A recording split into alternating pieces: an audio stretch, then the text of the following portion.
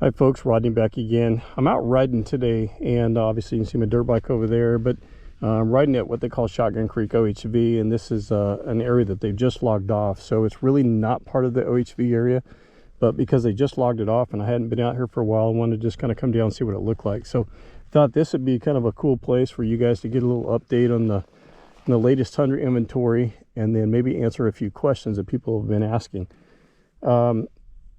I had several customers here, or customers, excuse me, viewers recently have been asking, you know, how long does it normally take to get a vehicle? And so the answer to that question is, once a dealership receives an allocation, it normally takes anywhere from 45 to 60 days before that vehicle gets built and they receive it at the dealership.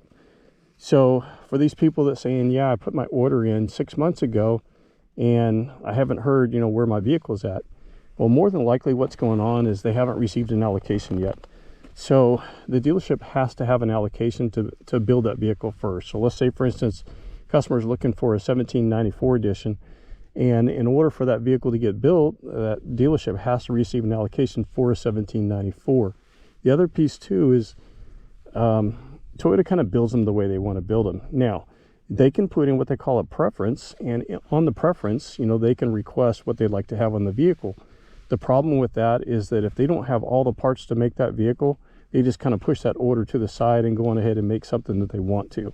So in that situation, you know, the dealership receives the allocation for the 1794, may not have all the parts, might not be the color that you're looking for, but that vehicle is still coming into them. So at that point in time, they can call the customer and see if they're willing to take that color and the way that vehicle is actually built to go on ahead and fill that allocation, or they can put in what they call a boss change.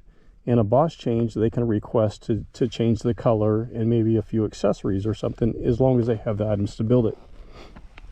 And I had a person the other day tell me that they placed an order and the order got built, but it didn't get the air ride suspension put on it. I've seen a couple situations where Toyota has put in or given us an allocation, excuse me, and when the vehicle got built, they didn't have the running boards to put on the vehicle at that time. So they went on ahead and put on the running boards thinking that maybe they could get them installed at the port. Well, they didn't have the running boards at the port either, and so they went on ahead and sent that vehicle to the dealership rather, without the running boards. And of course, obviously, they would make up a new invoice and deduct it from the price. But that's what happens sometimes. So, you know, when customers asking, you know, how long is it going to take to get my vehicle, or where is my vehicle? You know, if you have a VIN number, I can look up the VIN number and see. I had another viewer the other day say, hey, the dealership gave me a VIN number. Can you check it out for me? So I checked it out and nothing came up.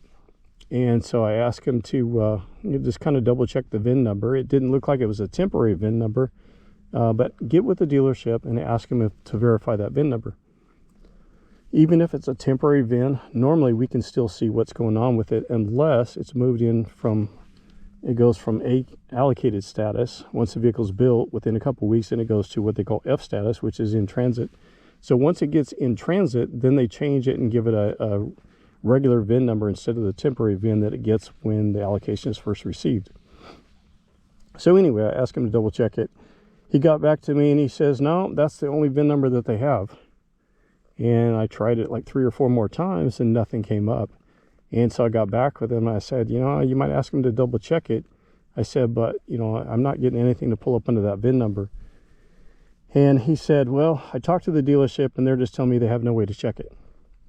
So I'm not out here to to try to tell you that, you know, your dealership is not doing you right, because obviously I don't want to create any battles with any other dealerships. But I do know that what I can typically see, and it's the same for us as it would be for any other dealership. So, you know, provide me with the VIN number that you have. If for some reason something doesn't come up, maybe there's a number that's wrong, maybe there's a letter that's wrong, maybe they just haven't given you the correct VIN number, or maybe it got changed and they just don't have the new one yet.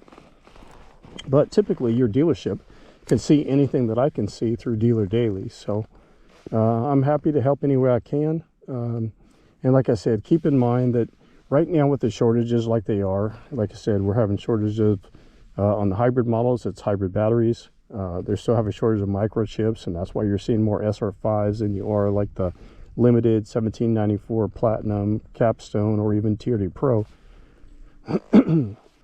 But anyway, you know, like I said, I'll be more than happy to help any way I can. But there is shortages going on right now. So if you've got an order that they tried to preference for you, and it's taken 6 months to a year, chances are they just haven't gotten that vehicle built yet, or they can't get it built exactly the way you want it. So keep in mind, it's not the best avenue to try to order one.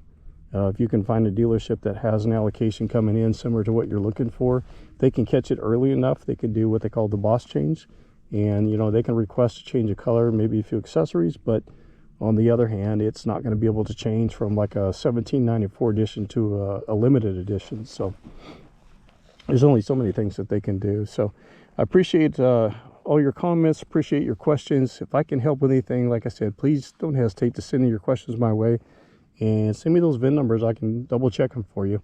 The other thing too, as I mentioned in a recent video, YouTube is going to what they call YouTube handles, and a lot of people that have, you know, designed YouTube channels, they already have a handle for their channel.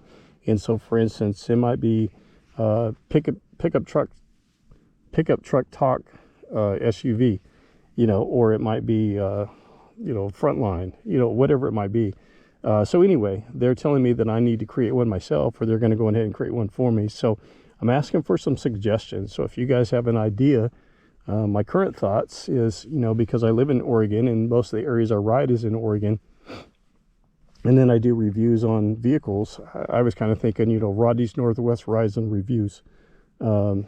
You know, tell me what you think about that. But if you have another suggestion, I'm open to that too, and I'll look at everybody. So anyway, appreciate you guys watching.